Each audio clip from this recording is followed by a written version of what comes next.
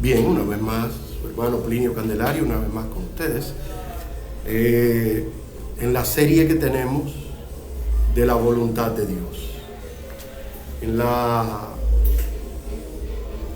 vez pasada estuvimos hablando de que la voluntad de Dios en sentido general, y Dios lo hace como una enunciación general, de que lo que quiere es que usted y yo nos santifiquemos, que nos dediquemos por completo a la vida espiritual, a la consagración a Él de una manera total, sin reservas, total.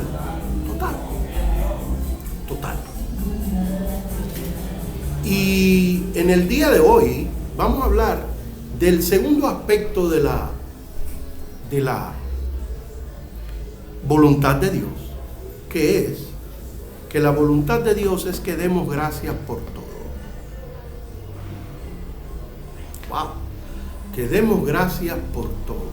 Un texto que cada vez que oigo que los hermanos lo comentan, ¿por qué? Hay cosas que las cuales no son tan agradables. Vamos a dejar esa parte para un poquito más adelante. Y bueno, vamos a introducir el tema de la voluntad de Dios, que es nuestra santificación, que demos gracias por todo. Y eso usted lo encuentra en las Escrituras, que dice, demos gracias por todo, porque esa es la voluntad de Dios para con nosotros, en Cristo Jesús.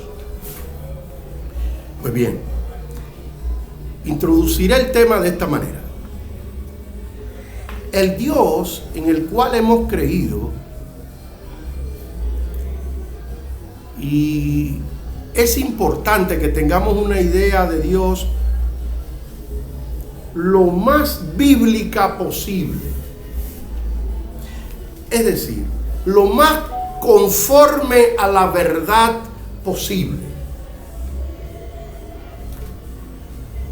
Yo diría, no quítele la palabra posible, de conformidad como Él se ha revelado en las Escrituras.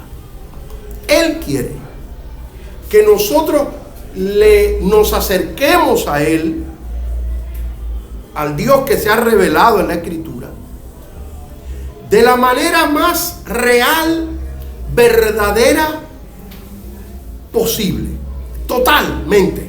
Quite la palabra posible, de la manera más verdadera, más real, que Él la expresó en las Escrituras sagradas. Y empezaré a hablar de esa segunda parte de la voluntad de Dios, que es nuestra que demos gracias por todo, hablando del temor a Dios. El temor a Dios, algo un poquito mal, no muy bien explicado en las congregaciones en donde yo he estado, pero bueno, vamos a hablar de lo que es temor a Dios. Y el temor tiene en la Biblia habla de dos tipos de temores. Hay el miedo, que es aquella sensación de que nuestras vidas están en peligro, que nuestros bienes están en peligro, que nuestros familiares están en peligro. El miedo, ¿no? Miedo. Alguien que puede quitarnos la vida, que puede quitarnos los bienes, que puede dañarnos la familia. Bueno, pues el temor a algo o a alguien que nos puede dañar, nos puede restar, nos puede quitar, o hasta quitarnos la vida. ¿Por qué no? Bien, y la Biblia habla de ese miedo que se le tiene a una fiera salvaje, a un asaltador, a políticos engañadores, a predicadores no muy sinceros. En fin, el miedo de que nos puedan hacer daño es real. Hay cosas que ciertamente nos pueden producir daño. Pero la Biblia utiliza dos palabras distintas para referirse al temor. En una utiliza la palabra irá, generalmente irá chamay, para decir el temor a Dios. Y el miedo a cosas que nos pueden quitar, cosas que amamos, nuestras vidas, nuestra salud, nuestra familia, nuestros bienes, miedos, son reales. Son tan reales que los comerciantes lo utilizan de una manera habilidosa para, incluso nos meten unos miedos rarísimos. Usted tiene que operarse, usted tiene que chequearse tal cosa porque tal enfermedad. Yo después que tengo uso de razón y estoy escuchando las informaciones médicas y eso, he escuchado de montones que papiloma humano, que papiloma animal, en fin, nos meten miedo por cualquier lado. La violencia callejera, la inseguridad de las calles, la inestabilidad de la moneda, el peligro de los riesgos de que suban los precios. En fin, hay cosas que meten miedo, ¿no? Pataj es la palabra que utiliza para definir el miedo a una serpiente venenosa, a un asaltador, a un arma de fuego, a una persona airada. Ese miedo la Biblia no le llama igual que al temor a Dios. Le llama pataj, como miedo, terror, eso. En cambio, el temor a la presencia de Dios y a su grandeza, es decir, cuando yo estoy frente a alguien, yo soy de naturaleza una persona impresionable. Soy una persona que con alguna facilidad me impresionan las cosas, ¿no? Y bueno, he estado en presencia de personas o de situaciones que en cierta medida me causan alguna impresión.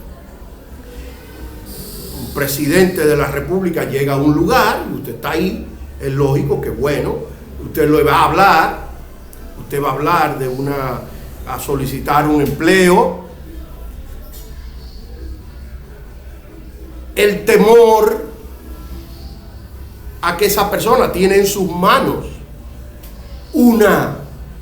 algo que usted no quiere perder, no le llamemos miedo, porque en cierta medida es favorable que usted sepa que a quien tiene delante le puede hacer bien o le puede hacer mal. Es natural, y es favorable que usted tenga esa conciencia para que usted tenga un velamiento mayor de sus palabras, de sus gestos, de la manera en que va vestido. Es decir, que cuando estamos delante del Dios Todopoderoso, y Dios utiliza esto, dice, témanle a los que pueden echar al infierno, al fuego tu alma, a eso ténganle miedo. Témanle. No le teman al que no puede echar al fuego tu alma. No se asusten. No se asusten.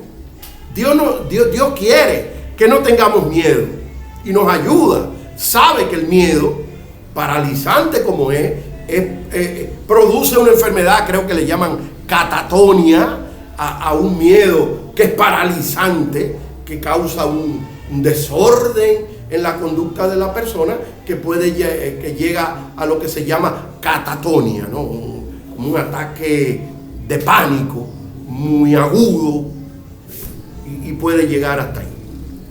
Pero el temor es estar en la presencia de alguien que te puede hacer bien y que si no te conduces bien, sí te puede no ir bien. definitivamente. Entonces, entre miedo y entre temor hay dos cosas distintas. Para entender un poquito mejor al Dios al que le servimos, es necesario, voy a utilizar un diálogo que tuvieron dos científicos, un científico teólogo y un científico teólogo, pero no creyente en el Dios de Israel. Aristóteles vivió en los años 500, 600 antes de Cristo aproximadamente, y un teólogo que vivió, no diré el nombre del teólogo, no sé si lo puede decir, Maimónides. Bueno, lo diré, se le decía Maimónides. Ellos tenían una especie de diálogo, aunque Maimónides vivió en el año 1100 y pico, llegando al 1200, y Aristóteles vivió a 600 años antes de Cristo, es decir, había unos 1800 años en el medio de los dos, pero tenían unas opiniones sobre el mismo tema que puede decirse que era una discusión entre ellos. Bien, Aristóteles decía que sí, él le llegó a la idea de que sí, este mundo fue creado por alguien con una mente superior, definitivamente que sí, pero que ese alguien con una mente superior lo creó y se fue y dejó este caos. Dejó el caos y se fue. Ya no está entre nosotros el que creó todas las cosas, decía Aristóteles. Dejó esto a la deriva. En cambio, Maimónides dice sí, Aristóteles tiene razón. Por la ley de la causalidad, Aristóteles se dio cuenta que este mundo no pudo haber sido causado sino por una mente exageradamente grande, inexplicablemente grande, inexplicablemente poderosa. Coincide con las Escrituras en el sentido de que, bueno, tu grandeza no se puede ni siquiera estudiar. La grandeza de Dios no resiste estudios. Ya, es inescrutable, es inentendible la grandeza de Dios. Y Maimónides dice, tú y yo estamos de acuerdo, Aristóteles, en que sí, es así. Es inescrutable, es inentendible, es inabarcable. No hay vasija que contenga el conocimiento de la grandeza de Dios. No la hay. No la puede haber. Ahí estamos de acuerdo. Donde no estamos de acuerdo, le dice en su diálogo, vamos a llamar así, Maimónides a Aristóteles, le dice, no, yo no estoy de acuerdo contigo en que él vino y se fue y que dejó el mundo a la deriva. No. Dios tiene el control de este mundo, tiene el control total de este mundo y tiene el control de cada detalle en este mundo, dice Maimónides. Y cuando usted va a las Escrituras, usted encuentra soporte a esa idea de Maimónides. Y dice la Escritura que desde un pelo que se caiga de tu cabeza, Él está pendiente. ¿Te fijas? Él quiere decir con esa metáfora, yo estoy atento de los más mínimos detalles de tu vida, de detalles que tú crees que no tienen importancia, que tú no le prestas importancia, que ni siquiera te das cuenta de lo que se trata. Y yo tengo el control, y tengo el conocimiento, y tengo el control de ese detalle. En el Salmo 27 hay un pasaje que dice que hubo enemigos que vinieron y prepararon males para contra mí, y ellos tropezaron y cayeron. En ese salmo está claro ahí que ni siquiera me enteré de que estaban preparando cosas en mi contra, pero que era así. Estaban preparando cosas en mi contra, pero que yo no me enteré. Ahí está el hecho de que un vellito, cosas que yo ni siquiera percibo que están ocurriendo y Dios tiene el conocimiento y el control de todas esas cosas. Y de la naturaleza, de la creación, tiene un control tan enorme que dice, una hoja seca, que aparentemente eso ya es descartado, ahora va a pasar a ser abono, o ahora va a pasar a ser un estorbo, basura. Dice Dios, yo estoy pendiente, yo estoy consciente, yo estoy al tanto y tengo el control de una hoja que se cae.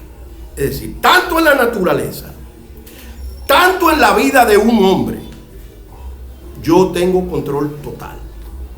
De manera que cuando estamos hablando de la voluntad de Dios, tenemos que saber a qué Dios le estamos rindiendo nuestra voluntad. ¿A qué Dios nos estamos rindiendo cuando habla de que yo quiero que me den gracias por todo? ¿A qué Dios queremos cumplir su santa voluntad?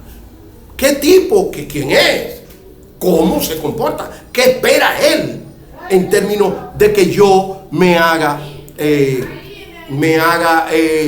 responsable, me haga consciente de lo que tengo que hacer y de la voluntad, de hacer su santa voluntad?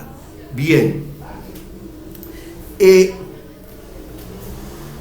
Dicho esto, he querido dejar claro que al Dios al que tenemos que darle gracias por todo, está atento a cada detallito de la creación y de la pieza por excelencia de la creación, el hombre.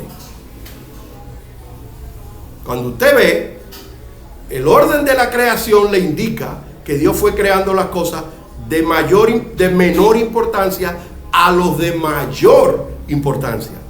Y en este caso he encontrado damas que que tienen asidero cuando se sienten que son la mayor parte, lo mayor de la creación de Dios. Porque si Dios viene creando de menos a más, y el hombre es creado antes que la mujer, entiéndase, la mujer es creada después del hombre, entonces la mujer tiene una especie de jerarquía en términos de la creación, tiene una especie de jerarquía en términos del orden de la creación, no hay duda. Ahí está plasmado.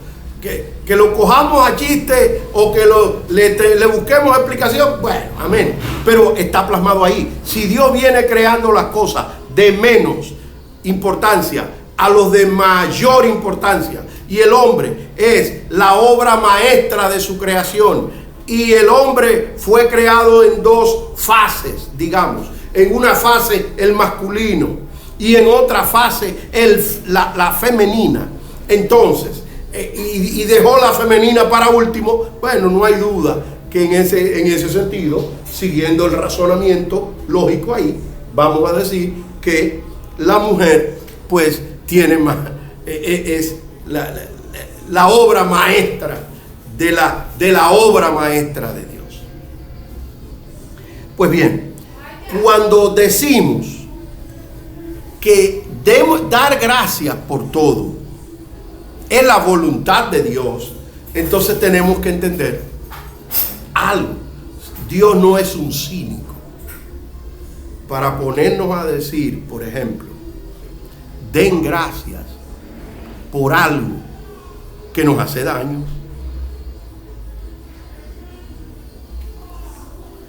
Voy a hacer esta disquisición, a ver cómo me queda. Vamos a ver cómo me queda esto.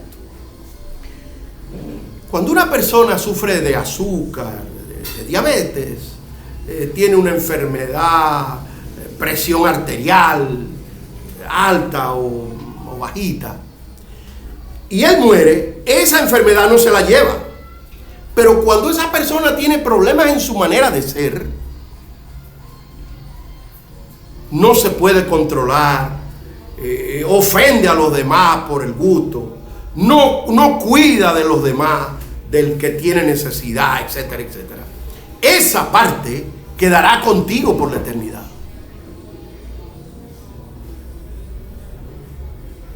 Esa parte es esencial. Esa parte de la parte del alma, de la parte que no muere. En cambio, cuando tú tienes una enfermedad física, ese problema se quedará aquí cuando tú te vayas. Murió de cáncer, murió de cáncer. Murió de los riñones, murió, eso se queda aquí. Ahora, cuando una persona tiene problemas de pecado, que la lengua la utiliza mal, hablando de las cosas de Dios, de la creación de Dios, hablando de la obra maestra de Dios, que es el hombre, hablando mal de eso, actuando mal, en ese caso eso te va a perseguir, eso va a andar contigo y te lo vas a llevar aún después de la muerte. En cambio, las enfermedades físicas no. Bien, el temor, el conocer a quién tememos, el conocer a quién creemos, nos va a dar la certeza de que Él está 24/7 escuchando todo lo que hablamos, todo lo que decimos, todo lo que hacemos, todo lo que pensamos, todas las motivaciones de todas nuestras actuaciones. ¿Por qué actuamos? ¿Por qué actuamos? Dios está pendiente de eso. Los creyentes hemos creído que Dios está pendiente de eso cuando estamos en el templo. Pero que cuando estamos en la cocina de nuestra casa, o en las habitaciones, o en el patio, o en una carretera porque voy para un retiro o a una diligencia, etcétera, ahí Dios no está. Ahí Dios no está. Ahí Dios no está en la misma intensidad que está allí en la iglesia, o que está allí en un retiro, o que está allí mientras yo leo, o mientras yo estudio, o mientras yo oro. No.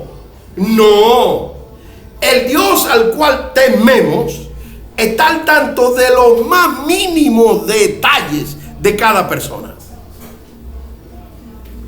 En estos días, mientras meditaba en los medios de comunicación, aquí tengo un celular. Cada palabra que usted dice por este celular queda grabada. Cada palabra. Y el hombre tiene una mentalidad limitada con relación a la mentalidad de Dios. Usted se ha puesto a pensar que todo lo que hablamos queda plasmado ahí. Todo. Y si eso es el hombre, apenas en el siglo XXI, y hace solamente 20, 30 años, eso no lo sabía hacer el hombre. Pero ya sí Dios lo sabía. En Eclesiastés la Biblia dice: debajo del sol no hay nada nuevo. El hombre lo que hace es que descubre cosas que él, en su ignorancia, en su incapacidad, no había podido ponerse al tanto. Él no estaba al día en esa tecnología, él no estaba al día en esos conocimientos, y por tanto el hombre era incapaz. Por eso cuando yo veo un científico levantando tanto el pecho, yo me digo, pero no será científico.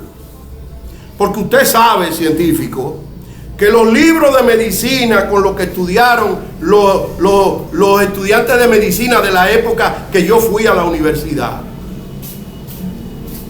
ya no son los mismos. Le han cambiado muchísimas cosas. Montones de cosas le han cambiado porque han adelantado. Ya no es igual. La ciencia cambia. Va cambiando, va adelantando. El conocimiento científico va en aumento. El conocimiento teológico va en decrecimiento. qué cosa más tremenda. La Biblia dice, el amor de muchos se enfriará allá en esos tiempos finales. Entonces, la ciencia se aumentará. En la misma proporción que la ciencia va en aumento, va decreciendo, se va poniendo chiquita, se va achicando, va poniéndose pequeña la fidelidad de los hombres a Dios y el entendimiento de los hombres de los misterios de Dios. Se va poniendo pequeño. La cosa va en directa proporción o adversa. El hombre crece en conocimiento, disminuye en relación con Dios. Y eso es lo que yo he querido que no me ocurra. Y eso es lo que usted y yo tenemos que buscar. Que no nos ocurra salirnos de la voluntad de Dios, que dice, demos gracias por todo. Demos gracias por todo. Él dice, demos gracias por todo. Esa es la voluntad de Dios. Que haya un pueblo que sepa que Él está al tanto de todo. Hay un texto que a mí me encanta de Dios. Hay un pasaje, hay un mandamiento de Dios que a mí me encanta. Es el que más me gusta de todos. Me gusta ese mandamiento. Me gusta. Él dice, estad siempre gozosos. Entonces tú me mandas que estés siempre gozoso. Sí. Yo, el Dios que creó los cielos y la tierra, te ordeno que estés siempre gozoso. Entonces yo digo, no. Pero yo no cambio este Dios mío por 10 dioses que vengan. No. Que me dé como un mandamiento. Y hemos creído que cada vez que Dios habla de mandamiento, que la Biblia habla de mandamiento, que los predicadores o maestros hablan de mandamiento, está hablando Dios de cosas molestosas. Dios está diciendo aquí una cosa agradable. Den gracias por todo. Qué bueno es saber que podemos dar gracias por todo. Qué bueno es. Qué bueno es saber que tenemos un Dios que nos dice, estén siempre gozosos. Y la palabra siempre quiere decir, en ningún momento estén de otra manera. Y Él sabe que se nos mueren parientes queridos, que a veces lo que estamos esperando de dinero no llega, que un familiar cercano se metió en una dificultad o le llegó de repente una enfermedad, cualquiera de ese tipo de cosas. Y nos dice, den gracias por todo. Den gracias por todo. Den gracias por todo, porque esa es la voluntad de Dios. Y seguimos con la voluntad de Dios en otro encuentro.